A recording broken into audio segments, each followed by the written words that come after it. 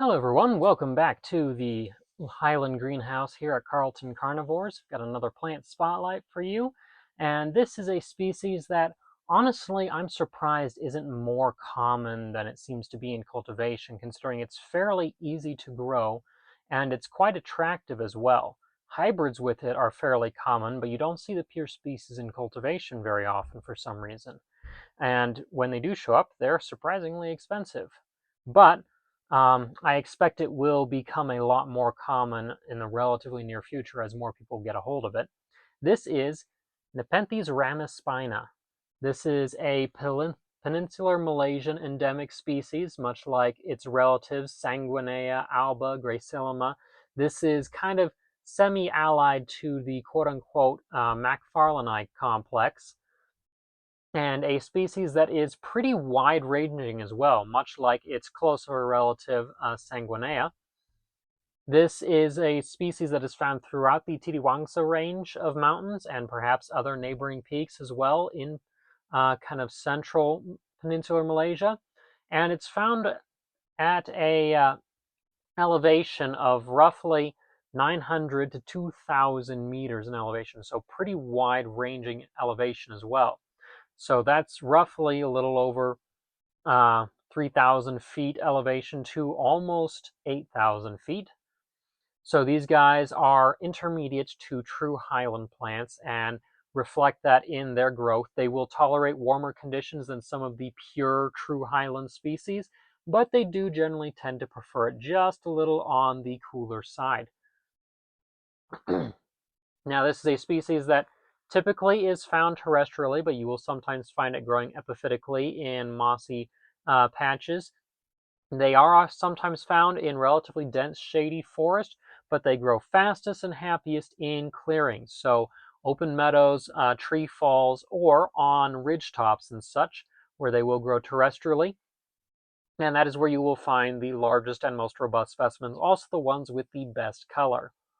They are not a particularly huge species as far as most dimensions go. Leaves may reach roughly around a foot in length, and they are kind of clasping around the stem. So unlike some species where the leaf continues down the sides of the stem to current, these guys just kind of clasp halfway to 3/4 of the way around and just kind of end right there at the connection to the stem. They don't extend down. No real petiole to speak of, and the leaves generally are anywhere from oblanceolate to truly linear lanceolate in shape, so slender, broadens out a little bit near the middle, and then tapers again to a narrow tip where the tendril attaches. These leaves are also often quite attractive compared to a lot of Nepenthes. Most species will be green, maybe a little bit red blushed, but these guys oftentimes have this lovely like purplish tint to the dark green that they have, and especially on the lower surfaces of leaves, they may have a lot of purple blushing or uh, freckling under there. So it's a very dark plant, and you will see that oftentimes passed on into its hybrids as well. A lot of ramispina hybrids have very dark purplish blush leaves. The lower pitchers will reach around 22 centimeters, so about 9 inches tall, and they are tall and very slender, slim traps. That's the first thing to note with these guys, and something that separates them from a species that they have been confused with for a very long time for reasons I do not get, gracillima, which tends to have a lot more bulky, generally ovular pitchers, whereas these guys, they are slender. The bottom third or quarter or so is either ovular or kind of broadly funnel shaped up to a very distinctive hip where the pitcher narrows above. That's the transition from the digestive zone. And then up above that, the pitcher is roughly cylindrical up until just underneath the peristome where it widens out a little bit again. They have small but very distinctively fringed wings that run up the front of the pitcher, and then a relatively simple kind of round teardrop sloping mouth, pretty distinctive taller neck right up at the back where it connects to the lid. The peristome is very simple. It's small, rounded, maybe slightly flattened, and runs up to, again, that broad, rounded lid that these guys have. Now, the color on these guys is the most distinctive feature. On properly exposed plants, so bright areas, they will tend to have pictures that are pretty much solid, kind of this gray, shiny black color all the way through. In a little bit more shade, they might be more of a purplish tinge, or you may see flecks of green coming through in the back, or they may be kind of mottled a little bit with more blotches of black on a purplish background. The peristome often starts out greenish when they open up, but then will quickly age to a very shiny black, which contrasts with the interior of the picture, which is almost always this brilliant lime green to creamy white coloration. So very high contrast, black and bright inside. And so these guys produce those lower pictures for a fair amount of time as they're growing up, but eventually once the plant starts climbing, it will produce stems up to about 16 feet in length, sometimes branching on occasion. They will transition to upper pitchers. And the upper pitchers, they're kind of similar to lowers in a lot of ways, but they're slightly smaller to a lot smaller sometimes. Again, these guys will reach around 9 inches tall. Um, Upper pitchers may reach up to 8 inches tall, but oftentimes they don't exceed much more than 5 to 6 inches, so quite a bit shorter. And they will have a much more slender, almost boxy funnel-shaped bottom portion to up to that, again, very distinctive hip. And then above that, the pitcher tends to be, again, very cylindrical or a little bit more funnel-shaped in the upper portions and very kind of rhombic. They have very distinct like corners right where the wings would be. They don't have wings anymore. Those disappear into ribs, but instead those ribs form really sharp corners on the pitcher. And sometimes you see reflected corners on the back side of the pitcher as well, so you get a very rhombic, angular shape, slightly funnel shaped, up to a mouth that sometimes also reflects that, or is simply flared and rounded, kind of like in the lowers. Again, they have lost their wings, and the coloration pales out a lot as well. And you will also, again, see that in a lot of its hybrids. It is no longer this solid, kind of shiny gray-black color. Instead, the upper pitchers become mostly green, but with this overlaid sheen of kind of silver or grayish, sometimes speckled with purple, but much paler in color overall.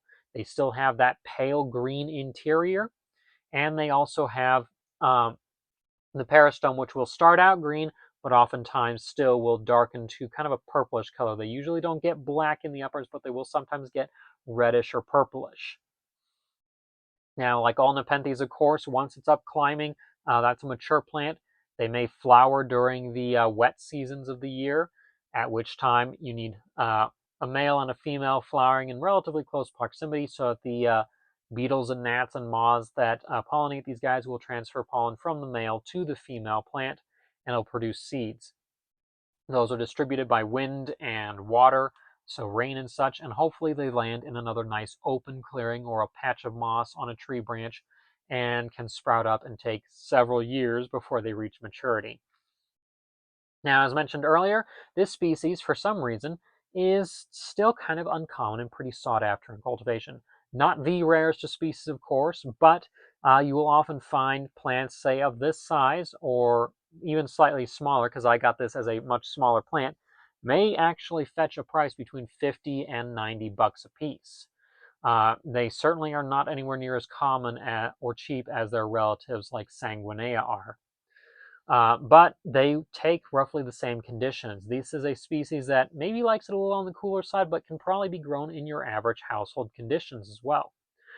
They like most Nepenthes, a relatively open soil, so sphagnum and perlite, or throw in some cocoa chips or pumice in there to lighten it up, so long as it stays aerated but is able to retain moisture at all times. So that the soil never wants to be sopping wet, but you do want it damp at all times. Maybe a nice top layer of sphagnum moss that when that's starting to dry out, you know to give it a quick spritz.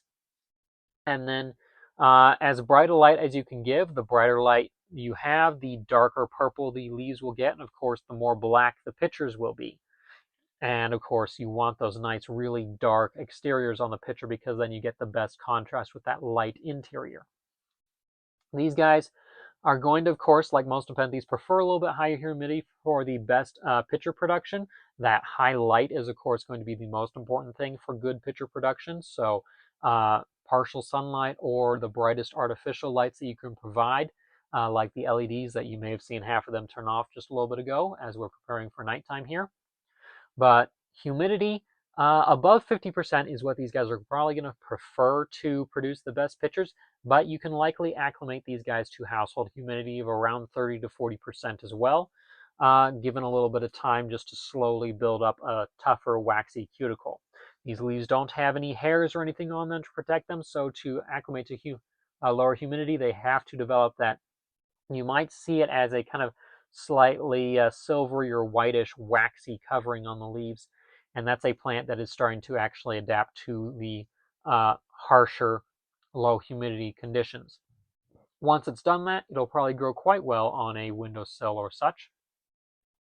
And then temperatures. Again, this is a species that does tolerate warmer conditions than true highlanders. You may get away with temperatures that might reach up into the 90s briefly during the daytime, Fahrenheit, uh, and then temperatures that drop down maybe into the low 70s at night. But these guys will probably prefer if you have temperatures that don't get above the mid 80s Fahrenheit during the day and dropping down into the low 60s, maybe upper 50s at night. That will give you the most robust plants and the healthiest long term, because that's more reflective of the more highland conditions that these guys usually see in nature. Now, again, these are somewhat more expensive than some of its relatives, although widespread in the wild. So luckily, it's not too much of a concern for poaching. Most of the concern there is a lot of these populations are found outside of protected areas, so they are at threat from habitat loss. But the species is relatively well established in cultivation, so not at a huge poaching risk, luckily. And most of the plants that you see for sale online, or if you go to a specialist nursery, are going to have been produced via tissue culture, or if you're lucky, a seed grown batch between different parent plants, because there are several clones out there. This one actually is a seed grown plant from Carnivero originally, so, or at least it originates from a seed grown clone. It may not be seed grown itself, but it may be a cutting or clone similar. But they have started to be produced as seed in cultivation, so they're becoming a lot more common. And you have the tissue culture clones as well from like Borneo exotica plants and such. So a little less common, but still relatively easy to locate some sources for. Just expect to pay a little bit more than, say, for your average sanguinea or such. Now, hybrids of these guys are very, very common for some reason. Famously, Rebecca Soper is a ramispina cross ventricosa hybrid.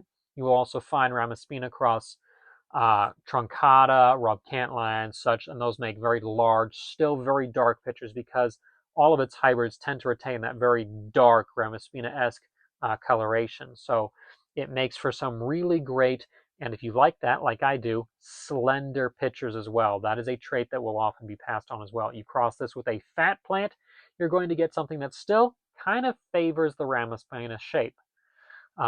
Exactly why that is, who knows? Some species are just more dominant than others, and hybrids are. But if you can't find pure ramispina or ramispina, you are probably likely to be able to find one of its hybrids that look very similar very, very easily and for a very low price. And those will be even more tolerant than the pure species is.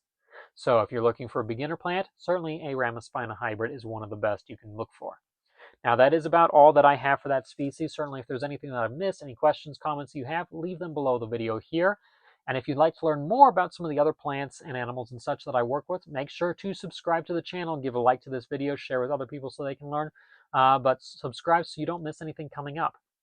You can also find my website with a blog and database at carltoncarnivores.com, or follow me on social media, Instagram, TikTok, Facebook, Blue Sky, PixelFed, etc., all under the Carlton Carnivores name. And if you'd like to help support production of these videos so that I can continue making educational vids on different species like this, consider simply following the channel. Of course, here helps a lot, and the more people do, and if you watch the videos all the way through, we get closer to monetization. You can also buy the plants and merchandise and stuff that I have at my website shop on carltoncarnivores.com, or become a Patreon member where members get early access to the videos. Here you get access to the exclusive monthly seed contest that I do for paid patrons only on there, things that you're not going to find in my shop. You can also, if you don't want to do a monthly subscription like that, do a one-time donation at ko-fi.com, or contact me for other methods. Most of the links for these things will be in the video description below. But until next time, I'm Hawken Carlton, and this is Carlton Carnivores.